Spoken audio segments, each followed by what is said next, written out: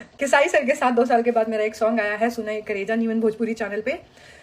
तो मैं दिल से धन्यवाद देना चाहती हूँ उन कट्टर फैंस का जो तिल चट्टा सॉन्ग से ही मुझे जानते हैं और मुझे वापस से खेसारी सर के साथ देखना चाहते थे, जो लगातार इतने सालों तक मेरे को उस गाने पे कोलैब करते हैं, रील बनाते हैं और व्हाट्सएप करते हैं, ग्रुप चलाते हैं।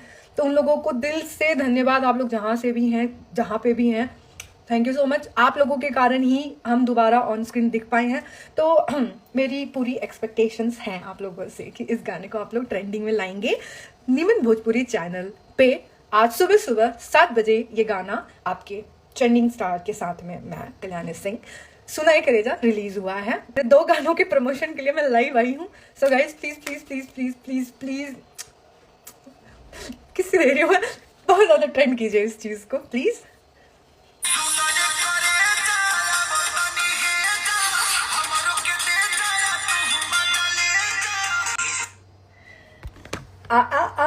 पूरा नहीं सुनाऊंगी जाके नीमन भोजपुरी चैनल पे ये गाना पूरा का पूरा देखो, सुनो। और इसमें मतलब मैं क्या बताऊं, मैं तो कुछ भी नहीं, सर का एक बेलना का स्टेप है, ऐसे ऐसे करके कर रहे हैं, वो देख के मैं इतना हंसी थी ना, मैं पागल हो गई थी हंस हंस के।